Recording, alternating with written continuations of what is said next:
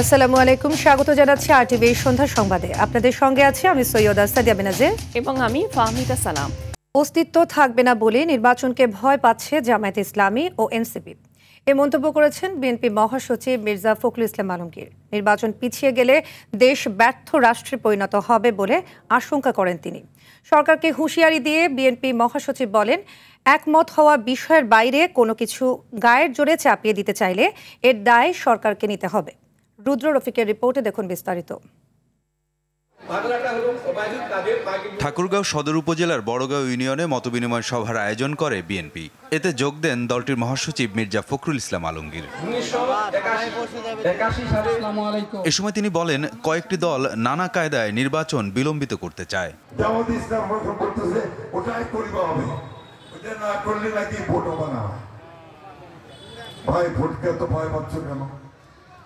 কারণ তুমি জানো যে ভোট হলে তোমার অস্তিত্ব থাকবে না।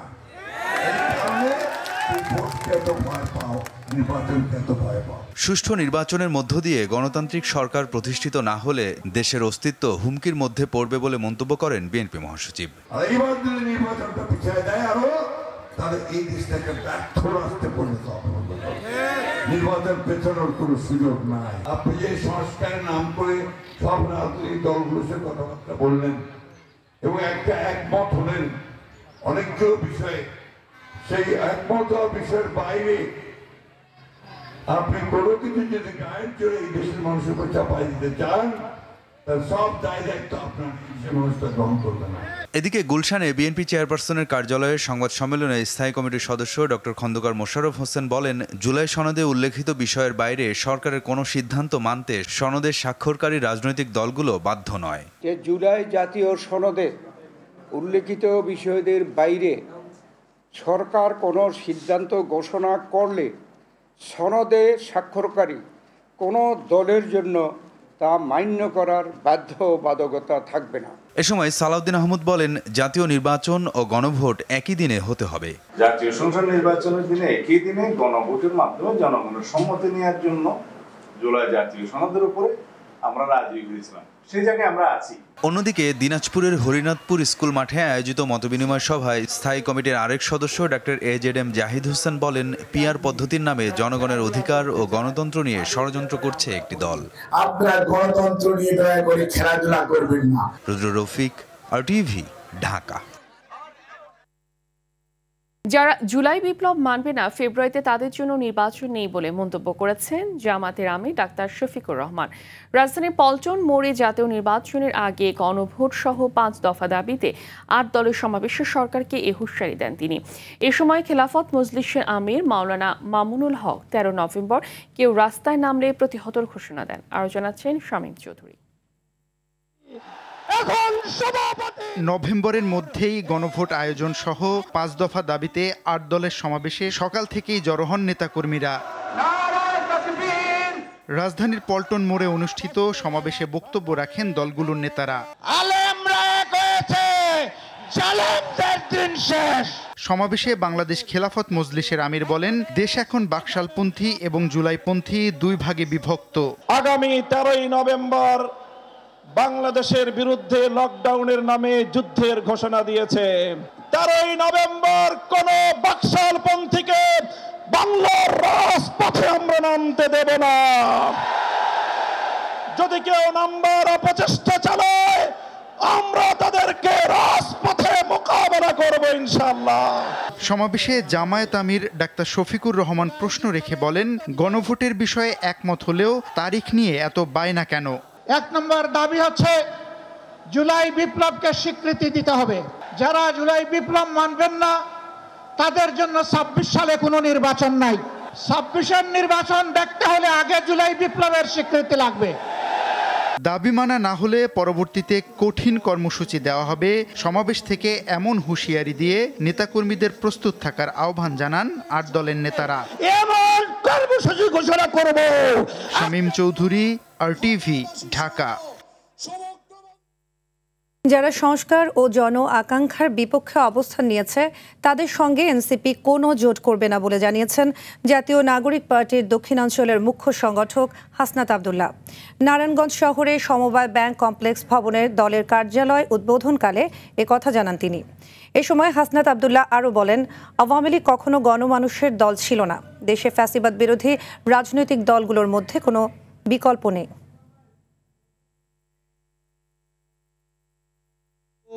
ইন্টেলেকচুয়াল আছে, বুদ্ধিজীবী আছে, পেইড, যাদেরকে ভাড়ায় খাটানো যায়, এইসব মানুষ তারা আওয়ামী লীগের পক্ষে এতদিন বৈধতা উৎপাদন করেছে। কিন্তু গত 2 দিনের কার্যক্রমে বুঝে যাওয়া উচিত যে আওয়ামী লীগ কখনোই গণমানুষের দল ছিল না।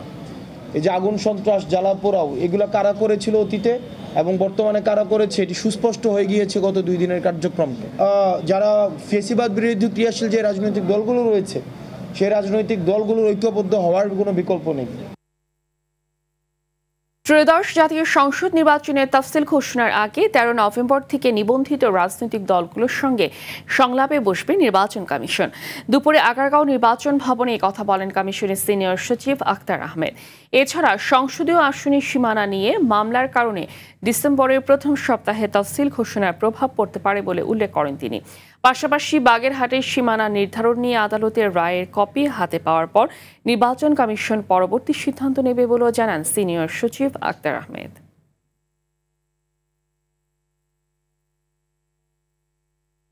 আমরা দুটো বিষয়ে একটু পিছিয়ে ছিলাম।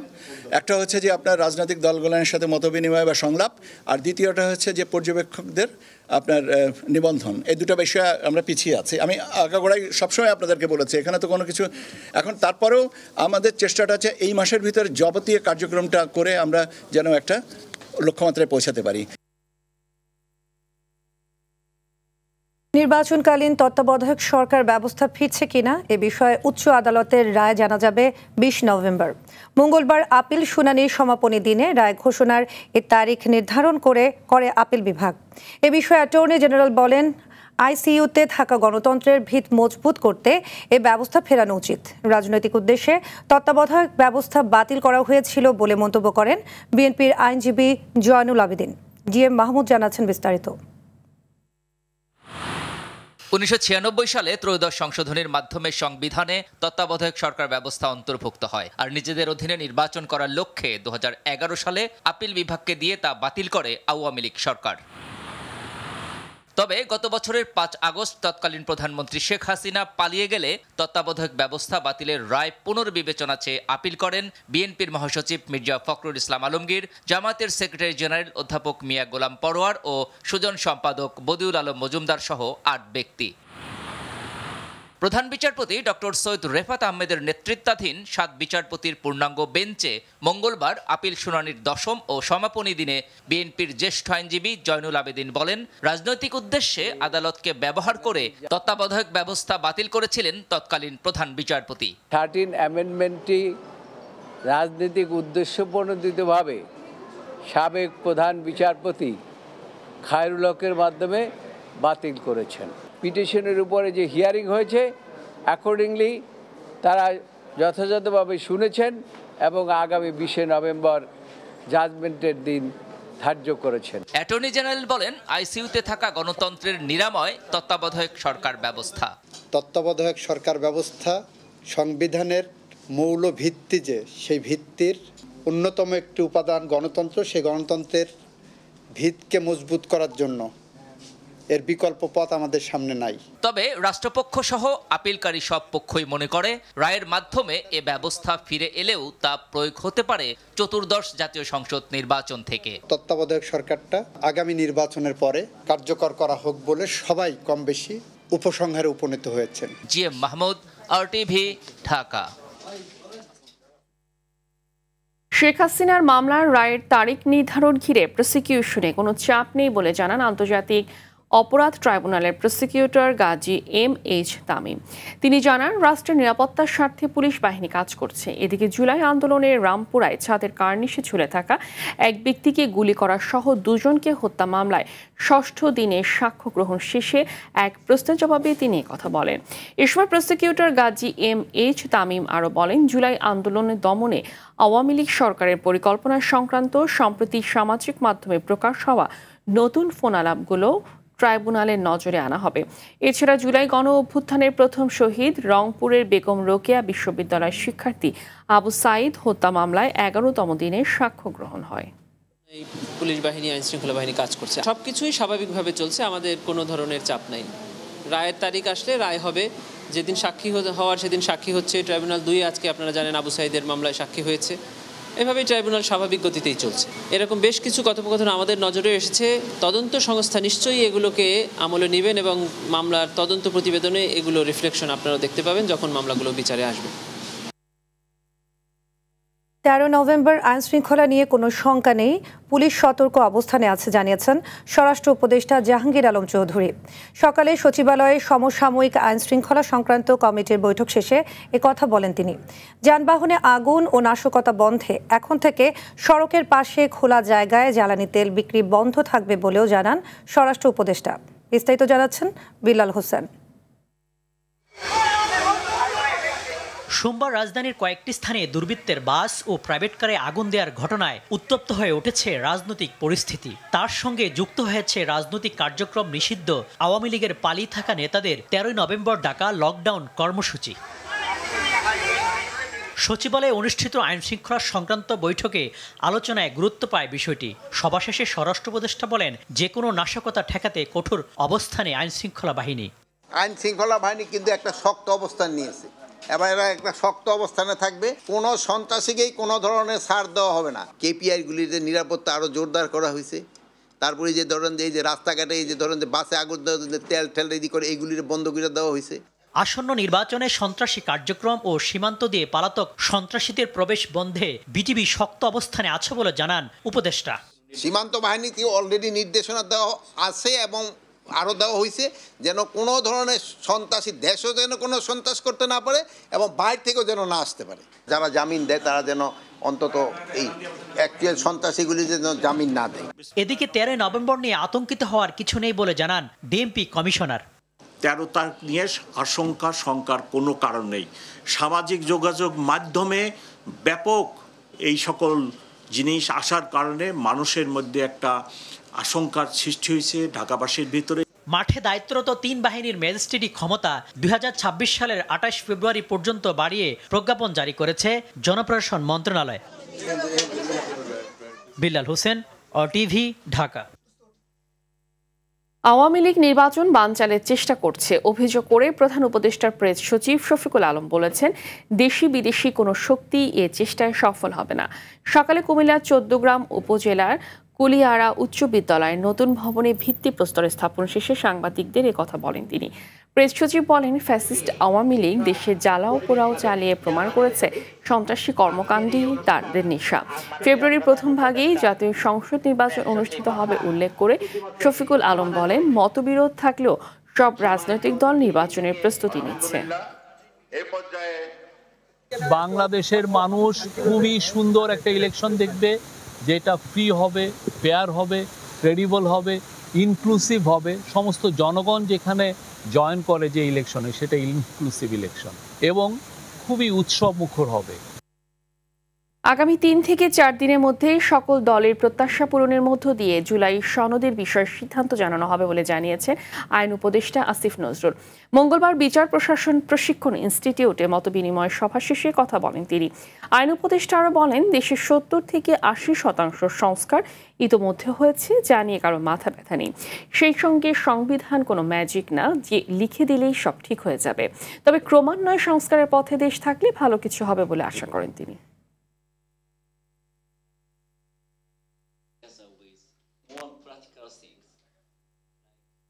আমরা এই জুলাই সনদ বাস্তবায়নের ব্যাপারে কী পদক্ষেপ গ্রহণ করছি এটা আপনারা আগামী ধরেন ৩-৪ দিনের মধ্যেই পরিষ্কারভাবে জানতে পারবেন। সকল দলের প্রত্যাশার মধ্যে সমন্বয় ঘটিয়ে দেশের স্বার্থে, জনগণের স্বার্থে যেই ধরনের একটা পদক্ষেপ নেওয়া প্রয়োজন সেটাই আমরা নিতে যাচ্ছি।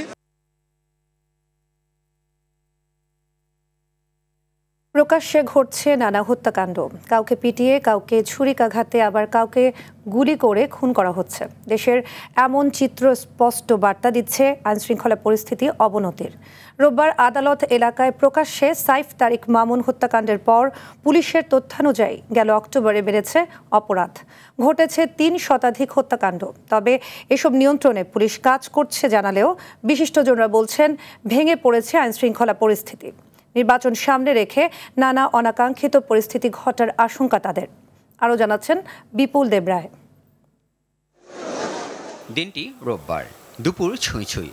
কর্মব্যস্ত এলাকার ঢাকা জেলা জজ কোর্ট ও ন্যাশনাল মেডিকেল ইনস্টিটিউট হাসপাতাল প্রাঙ্গণ। হঠাৎ মুহুর্মুহু গুলির শব্দ। কেউ কিছু বুঝে ওঠার আগেই মাটিতে লুটিয়ে পড়ল তাজা একটি প্রাণ। চারিদিকে হুড়োহুড়ি, কিন্তু ততক্ষণে মিশন সাকসেস। বলছি ঘটে যাওয়া সাইফ তারিক মামুনের হত্যাকাণ্ডের ঘটনা। প্রত্যক্ষদর্শীদের ভাষায় এই যেন সিনেমার দৃশ্য। আমি নজিরবিহীন দেখলাম, কালকে নিজের চোখে দেখলাম যে উনি একটা মানুষ পড়ে গেছে, তারপর ওনাকে 2-3টা গুলি করছে একবারে। পরবর্তীতে আতঙ্ক সৃষ্টি করার জন্য ওখানে ওই গ্লাস একটা গুলি করছে। প্রথম গুলিটা বুকেই লাগছে, তারপরে এখানে পড়ার পরে ওরা আরও 4-5টা গুলি করছে।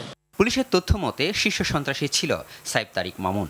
20 বছরের সাজা ভোগ করে আদালতে গিয়েছিলেন হাজিরা দিতে। ফিরল লাশ হয়ে। মামুন ও তার পরিবারের বিষয়ে খোঁজ নিতে আফতাবনগর বাসায় যায় RTV।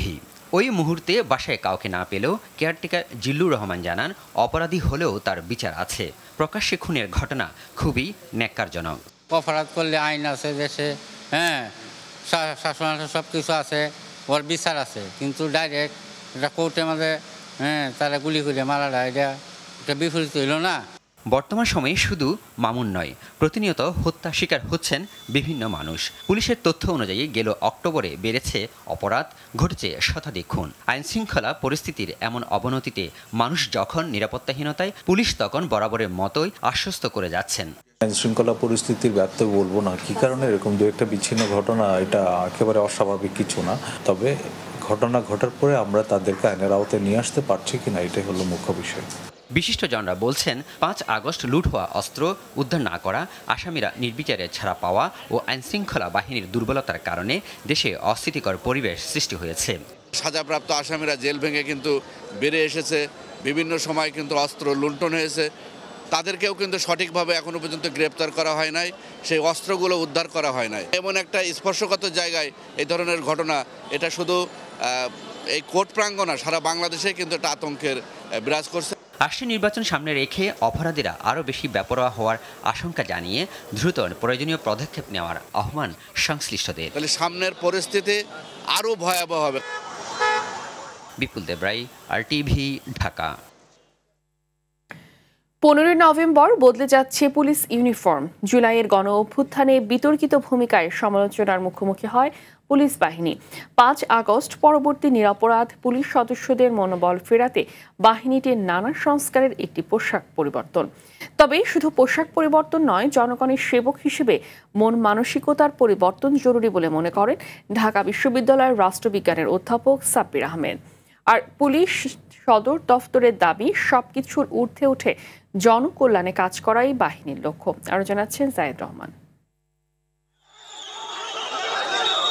গেল 15 বছর স্বৈরাচার ফ্যাসিস্ট সরকার পুলিশ বাহিনীকে ন্যাক্কারজনকভাবে দলীয় ও ব্যক্তি স্বার্থে ব্যবহার করে জনগণের মুখোমুখি দাঁড় করায়। এমনকি গণ অভ্যুত্থানে পুলিশের অনেক সদস্যদের ভূমিকা ছিল জনবিরোধী। এ অবস্থায় বাহিনীটির সংস্কার ও পোশাক পরিবর্তনের দাবি ওঠে। চলতি মাসের 15 তারিখ থেকে পুলিশকে আর চিরচেনা পোশাকে দেখা যাবে না। কনস্টেবল থেকে শুরু করে IGP পর্যন্ত সব স্তরের সদস্যরা এখন থেকে আয়রন রঙের পোশাক ব্যবহার করবেন। তবে একবারেই নয়, বদলাবে পর্যায়ক্রমে। প্রথম ধাপে মহানগর পুলিশ, হাইওয়ে, নৌ পুলিশ ও PBI এর সদস্যদের নতুন পোশাক দেওয়া হচ্ছে। অভিভাবক তো পরেই পড়বে আর কি, এটা হচ্ছে আমাদের। সুতরাং পর্যায়ক্রমে, যেহেতু এটা একটা পর্যায়ক্রমে দেওয়া হবে, একসাথে তো অতগুলা কাপড় সরবরাহ করার মতো পরিস্থিতি নাই। তো ইনিশিয়ালি মেট্রোপলিটন এবং আমি বিশেষায়িত ইউনিট যেগুলো বললাম, এই PBI, নৌ পুলিশ, এরা আগে পড়বে। পুলিশের নিরাপদ কর্মপরিবেশ নিশ্চিত না হলে নতুন পোশাকে কোনো তাৎপর্য বহন করবে না বলে মনে করেন এই বিশেষজ্ঞ। পোশাক পরিবর্তনের মাধ্যমে আমার মনে হয় খুব বড় ধরনের কোনো পরিবর্তন হবে না, যদি আপনি প্রফেশনালিজমের জায়গাটাকে শক্তিশালী করতে না পারেন। অর্থাৎ পুলিশকে যদি আপনি দলীয়ভাবে প্রভাবিত করেন তো ও তো চাকরি বাঁচানোর জন্য আপনার কথা শুনবে। লাভ হবে আপনার, কিন্তু ক্ষতি হবে দেশে। তবে যে কোনোভাবে প্রভাবমুক্ত রাখা গেলে দায়িত্ব পালনে যথাযথ ভূমিকা রাখতে পারবে বাহিনীর সদস্যরা। পুলিশ নিজেই চ্যালেঞ্জের মধ্যে ছিল, এখন ওভারকাম করার চেষ্টা করতেছে, তাকে মনোবল ফেরানোর চেষ্টা করতেছে। এখন নতুন পোশাকে হয়তোবা নতুন মানুষ হয়তোবা কেমন আচরণ করে এটা আমার মনে হয় পাবলিকই ভালো বলতে হবে। নির্বাচন হওয়ার আগেই তো এটা বাস্তবায়ন হওয়া খুব প্রয়োজন আছে বলে আমি মনে করি। তা আমার মনে হয় সরকারের হাতে এখনো কিছুটা সময় আছে। তারা অন্ততপক্ষে পুলিশ বাহিনীর মধ্যে যে নৈতিক মনোবল, সেই মনোবলটা ফিরায় আনার জন্য হলেও তারা এই কমিশনের রিপোর্টটাকে বাস্তবায়ন করার দিকে মনোযোগ দেওয়া উচিত। অন্যদিকে র্যাবের পোশাকের বিষয়ে এখনো কোনো সিদ্ধান্ত হয়নি। র্যাব সূত্রে জানা গেছে বাহিনী সদস্যরা আপাতত কালো রঙের পোশাকেই থাকবেন। জাহিদ রহমান, RTV, ঢাকা। যুগোপযোগী প্রশিক্ষণের মাধ্যমে সক্ষমতা অর্জন করে একবিংশ শতাব্দীর কঠিন চ্যালেঞ্জ মোকাবেলায় প্রস্তুত থাকার জন্য আর্মি সার্ভিস কোরের সদস্যদের প্রতি আহ্বান জানিয়েছেন সেনাবাহিনী প্রধান জেনারেল ওয়াকারুজ্জামান।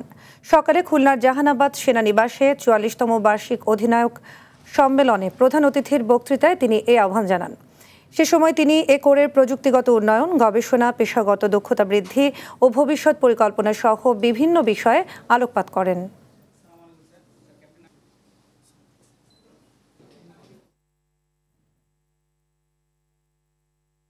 কৃষি প্রক্রিয়াকরণ পণ্য রপ্তানি করে ভিয়েতনাম $40 বিলিয়ন আয় করলেও বাংলাদেশের আয় এখনও $1 বিলিয়ন। রাজধানীর একটি হোটেলে প্রাণ RFL গ্রুপ আয়োজিত কর্মশালায় সিপিডির গবেষণা পরিচালক ডক্টর খন্দকার গোলাম মোয়াজ্জেম এই মন্তব্য করেন। প্রাণ RFL গ্রুপের পরিচালক কামরুজ্জামান কামাল এবং সিনিয়র সাংবাদিক রিয়াজ আহমেদ মানসম্মত এবং দামি পণ্য উৎপাদনের প্রতি গুরুত্ব দেন। চীন, ভিয়েতনাম ও ভারতে 3 থেকে 4% ঋণ পেলেও বাংলাদেশের উদ্যোক্তাদের বেশি সুদে ব্যাংক ঋণ নিতে হয়।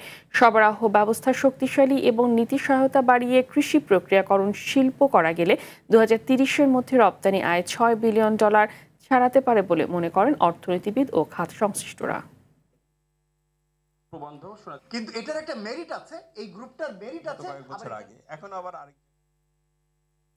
দেশের প্রতিবন্ধী বিদ্যালয়গুলোকে স্বীকৃতি ও এমপিও ভুক্তির দাবিতে অবস্থান কর্মসূচি পালন করছে প্রতিবন্ধী বিদ্যালয়ের শিক্ষক কর্মচারীরা। মঙ্গলবার জাতীয় প্রেস ক্লাবের সামনে টানা 17তম দিনের অবস্থান কর্মসূচি পালন করছে শিক্ষক কর্মচারীরা। আন্দোলনকারী শিক্ষকরা বলেন, মানবেতর জীবনযাপন করেও প্রতিবন্ধী শিক্ষার্থীদের পাঠদানের মাধ্যমে শতভাগ শিক্ষানীতি বাস্তবায়নে কাজ করছেন তারা। তবে সরকার তাদের যৌক্তিক দাবি উপেক্ষা করছে। অবিলম্বে স্বীকৃতি ও এমপিও ভুক্তির দাবি মেনে নেওয়ার আহ্বান জানান শিক্ষক কর্মচারীরা। দাবি না মানা পর্যন্ত আন্দোলন চালিয়ে যাওয়ার কথাও বলছেন শিক্ষকরা। সুস্থ সূচনা, আশাব্যঞ্জক ভবিষ্যৎ প্রতিপাদ্যে পালিত হলো এবারে বিশ্ব স্বাস্থ্য দিবস। দিবসটি উপলক্ষে রাজধানী মহাখালীতে ICDDRBতে আলোচনা সভা হয়। এতে স্বাস্থ্যসেবা অধিদপ্তরের মহাপরিচালক অধ্যাপক মোহাম্মদ আবু জাফর, প্রাণী সম্পদ অধিদপ্তরের মহাপরিচালক ডাক্তার মোহাম্মদ আবু সুফিয়ান, প্রধান বন সংরক্ষক মোহাম্মদ আমির হোসেন চৌধুরী বক্তব্য রাখেন। এ সময় মা ও নবজাতকের ঝুঁকি সম্পর্কে জনগণকে আরও বেশি সচেতন করতে এবং শিশুর প্রাথমিক পর্যায়ে অপুষ্টি নিরাময়কারী খাবারের উপর জোর দেওয়ার আহ্বান জানান তারা। পরে স্বাস্থ্য কর্মকাণ্ডে পোস্টার প্রতিযোগিতার পুরস্কার বিতরণ করা হয়।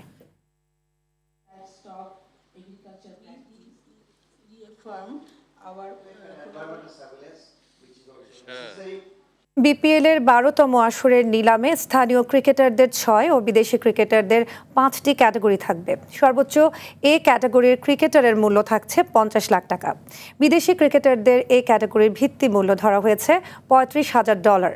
ফ্র্যাঞ্চাইজিগুলোর মূল্যায়নের পরই নিলামের নীতিমালার চূড়ান্ত অনুমোদন দেবে বিসিবি। বিস্তারিত মাহফুজুল ইসলামের রিপোর্টে। বিপিএলে ফিরছে নিলাম। ফ্র্যাঞ্চাইজিগুলোর কাছে এরই মধ্যে নিলামের নীতিমালা পাঠিয়েছে বোর্ড। নিলামে স্থানীয় খেলোয়াড়দের সর্বোচ্চ এ ক্যাটাগরির ভিত্তিমূল্য $50 লাখ ধরা হয়েছে। নিলামের প্রতি ডাকে মূল্য বাড়ানো যাবে $5 লাখ করে। আর বিদেশি ক্রিকেটারদের সর্বোচ্চ এ ক্যাটাগরির ভিত্তিমূল্য $35,000। এই ক্যাটাগরিতে প্রতি ডাকে বাড়ানো যাবে $5,000 করে। বিপিএল এর নিলামের এই নীতিমালা ফ্র্যাঞ্চাইজিগুলোর অনুমোদনের পর আনুষ্ঠানিকভাবে ঘোষণা করবে বিসিবি। সরাসরি সাইনিংয়ের সুযোগ থাকছে এবারও। সরাসরি সর্বোচ্চ 2 জন বাংলাদেশি খেলোয়াড় এবং কমপক্ষে 2 জন বিদেশি খেলোয়াড় দলে নিতে পারবে দলগুলো। সেক্ষেত্রে দেশি 2 ক্রিকেটার নিতে হবে এ ও বি ক্যাটাগরির। এবারের নিলাম থেকে কমপক্ষে 13 জন স্থানীয় ক্রিকেটার নিতে হবে দলগুলোকে। প্রতিটি দল সর্বোচ্চ 16 জন স্থানীয় খেলোয়াড় নিবন্ধন করাতে পারবে। স্থানীয় খেলোয়াড়দের জন্য একটি দলের বাজেট থাকবে সর্বোচ্চ 4,50,00,000 টাকা। সরাসরি সাইনিং করা 2 ক্রিকেটারের পারিশ্রমিক এর আওতায় থাকবে না। বিদেশি ক্রিকেটার নিবন্ধনে ধারাবাধা নিয়ম না থাকলেও এক ম্যাচে 2 থেকে 4 জন বিদেশি খেলানো যাবে। তাদের মধ্যে দলীয় বাজেট থাকতে হবে $3.5 লাখ মার্কিন ডলারের মধ্যে। সব মিলিয়ে প্রতিটি ফ্র্যাঞ্চাইজি সর্বোচ্চ 22 সদস্যের দল করতে পারবে। দলীয় কর্মকর্তা নিবন্ধন করা যাবে সর্বোচ্চ 12 জন। এবারের অর্থ প্রদান চুক্তি হবে 3 ধাপে। চুক্তি স্বাক্ষরের সময় 25 ভাগ, শেষ লিগ ম্যাচের আগে 50 আর টুর্নামেন্ট শেষে 30 দিনের মধ্যে পরিশোধ করতে হবে বাকি 25% অর্থ। নিয়ম শৃঙ্খলা বিধি ও দুর্নীতি প্রতিরোধেও আছে নিয়মাবলী, যা প্রতিটি ফ্র্যাঞ্চাইজির মানতে বাধ্য থাকবে। মাহফুজুল ইসলাম, RTV, ঢাকা। এশিয়ান আর্চারি চ্যাম্পিয়নশিপের কম্পাউন্ড নারী এককের সেমিফাইনালে উঠেছেন বাংলাদেশের কুলসুম আক্তার মনি। ঢাকা জাতীয় স্টেডিয়ামে তৃতীয় দিনের খেলায় তিনি আক্তার ইরান, ভারত ও কাজাখস্তানের তীরন্দাজকে হারান। ইরানের ফাতিমা বাঘেরিকে 145-143 স্কোরে হারানোর পর ভারতের দীপশিখাকে 142-140 ব্যবধানে হারান কুলসুম। এরপরও কোয়ার্টার ফাইনালে কাজাখস্তানের ইউনুসোভা রোনাক্সার বিপক্ষে জেতেন 146-144 পয়েন্টে। ফাইনালে ওঠার লড়াইয়ে বাংলাদেশের এ তীরন্দাজ বৃহস্পতিবার মুখোমুখি হবেন ভারতের প্রদীপ পৃথিকার।